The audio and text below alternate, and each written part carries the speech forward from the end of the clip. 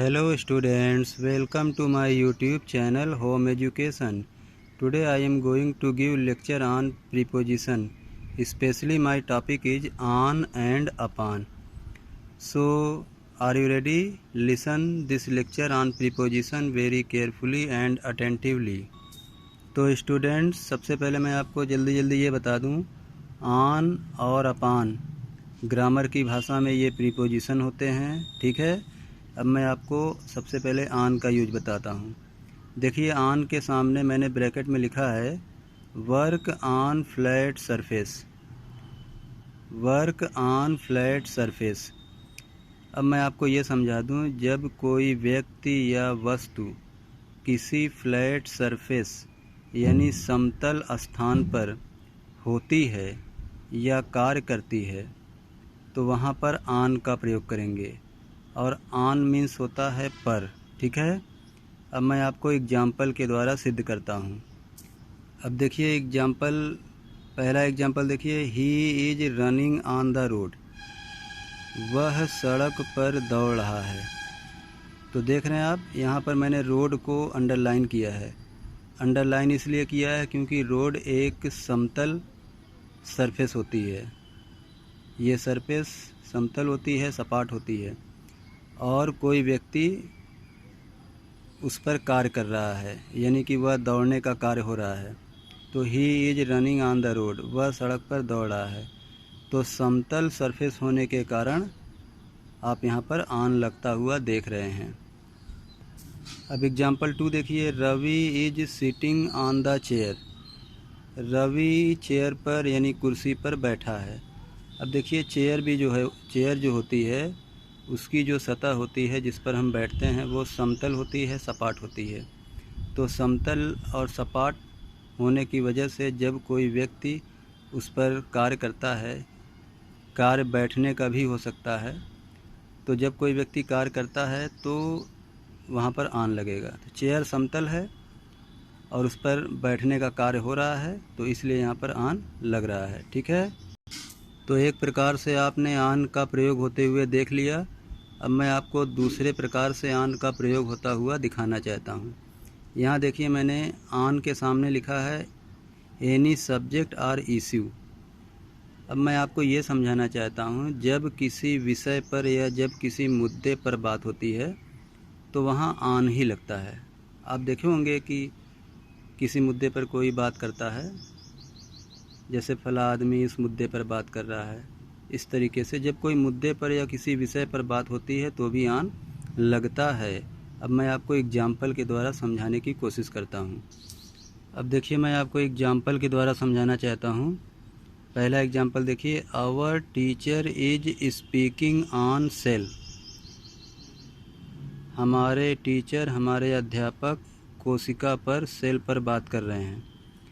तो अब यहाँ पे देखिए, सेल एक विषय है, सेल एक इश्यू है, इस पर बात हो रही है। तो जब किसी विषय या जब किसी इशू पर बात होती है तो वहाँ पर भी उस विषय से पहले ऑन लगाते हैं। Our teacher is speaking on cell, हमारे टीचर सेल पर बात कर रहे हैं, कोशिका पर बात कर रहे हैं। अब दूसरा एग्जाम्पल देखिए, Pankaj is writing an essay on pollution, Pankaj प्रदूषण पर एक निबंध लिख रहा है। तो विषय क्या है? प्रदूषण। तो इस विषय पर बात हो रही है। किसी भी विषय पर बात होगी तो उस विषय से पहले ऑन लगा देते हैं। देख रहे हैं आप, Pankaj is writing an essay on pollution, Pankaj प्रदूषण पर एक निबंध लिख रहा है। ठीक है, तो आपने ऑन का प्रयोग दो तरीके से होते हुए देखा। अब मैं आपको ऑन का प्रयोग तीसरे तरीके से होते हुए बताना चाहता हूँ। देखिए, यहाँ पर मैंने लिखा है ऑन के बगल में ब्रैकेट में लिखा है बिफोर जिरंड। तो मैं आपको बता दूँ, जिरंड का मतलब होता है वर्ब की आईएनजी फॉर्म, वर्ब की चौथी फॉर्म, जिसका हिंदी में अर्थ होता है ना, नी, ने। तो स्टूडेंट्स, मैंने जिरंड पढ़ा दिया है, जिरंड का वीडियो मैंने ऑलरेडी डाल दिया है, उस वीडियो को आप डिटेल देख सकते हैं। बहरहाल, जिरंड वर्ब की आईएनजी फॉर्म होती है जिसका हिंदी में अर्थ ना, नी, ने होता है। तो जिरंड से पहले भी हम ऑन लगाते हैं। या ये कह सकते हैं आन के बाद हम जिरंड लगा सकते हैं। ठीक है। अब एग्जाम्पल देखिए, यहाँ पर मैंने लिखा है example 1, on working hard she passed. अब यहाँ पर मैंने लिख दिया ऑन वर्किंग हार्ड, कठोर परिश्रम करने पर, कठोर काम करने पर। तो देखिए जिरंड का हिंदी में अर्थ ना नीने होता है, वर्क करना, कठोर काम करने पर, ये ऑन मिस पर हो गया। सी पास्ड, वह पास हो गई। तो देखा आपने, जिरंड से पहले प्रीपोजिशन ऑन लग गया। इसी तरह से दूसरा एग्जाम्पल देखिए, she saw a procession on going to market. बाजार मार्केट जाने पर, मार्केट जाने पर, देखिए जिरंड हो गया नानी ने, मार्केट जाने पर उसने एक जुलूस देखा। ठीक है। तो आप देख रहे हैं दोनों एग्जाम्पल में आन के बाद जिरंड आ रहा है। देख रहे हैं, यहाँ भी आन के बाद जिरंड आया और दोनों में ना नीने का भाव आ रहा है। ऑन वर्किंग हार्ड, कठोर परिश्रम करने पर, और ऑन गोइंग टू मार्केट, बाजार जाने पर। ठीक है। तो स्टूडेंट्स, ऑन का प्रयोग हो गया। अब मैं आपको अपान का प्रयोग बताने जा रहा हूँ। देखिए ये रहा प्रीपोजिशन अपान, और इसके सामने मैंने इक्वल टू करके ब्रैकेट में लिख दिया है अप प्लस ऑन, और यहाँ पर मैंने हिंदी लिख दिया है पर या के ऊपर। ठीक है। अब मैं आपको अपान के बारे में थोड़ा समझाना चाहता हूँ। जब कोई वस्तु पहले ऊपर हो, फिर वो नीचे समतल जगह पर आकर कार्य करे, तो वहाँ पर अपान लगता है। फिर समझ लीजिए, जब कोई वस्तु ऊपर हो, फिर नीचे समतल जगह पर आकर कार्य करे, तो वहाँ पर क्या लगता है? अपान लगता है। ठीक है। अब एग्जाम्पल के द्वारा मैं समझाता हूँ। Sachin threw the ball upon the terrace. Sachin ने गेंद को टेरिस के ऊपर या छत के ऊपर फेंका। तो जब सचिन ने बॉल को फेंका तो पहले बॉल ऊपर गई। ठीक है, ऊपर गई, फिर ऊपर से नीचे समतल छत यानी टेरिस पर आई। ठीक है, पहले ऊपर गई फिर समतल छत पर आई। ऐसी स्थिति में अपान का प्रयोग करते हैं। Sachin threw the ball upon the terrace.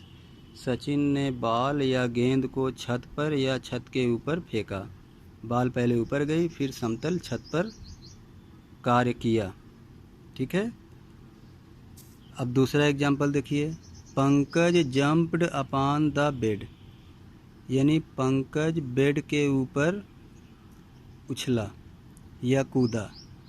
तो अब ज़मीन पर खड़ा है पंकज, फिर उछलकर बेड पर चला गया। तो जब वो उछलकर पहले उछला तो फिर वो हवा में गया, अप गया, फिर उसके बाद फिर वो बेड पर यानी समतल जगह पर वो चला जाता है। Pankaj jumped upon the bed, यानी पंकज बेड के ऊपर कूदा। ठीक है, जब कोई इंसान कूदता है तो पहले ऊपर जाता है फिर वो समतल जगह पर आता है, इसीलिए यहाँ पर अपान लग रहा है। तो आपने अपान की कंडीशन समझी। इस तरीके से हम आपको आगे और एक चीज़ बताना चाहते हैं, उसको समझिए। आगे मैंने यहाँ पे लिखा है फ़न लर्निंग। फ़न लर्निंग का मतलब होता है मजाक या हंसी से सीखना। ठीक है, तो आइए मैं आपको आन और अपान का प्रयोग हंसी मजाक में सिखाने की कोशिश करता हूँ। तो देखिए, मैंने फ़न लर्निंग में मैंने एक एग्जाम्पल आपको दिया है।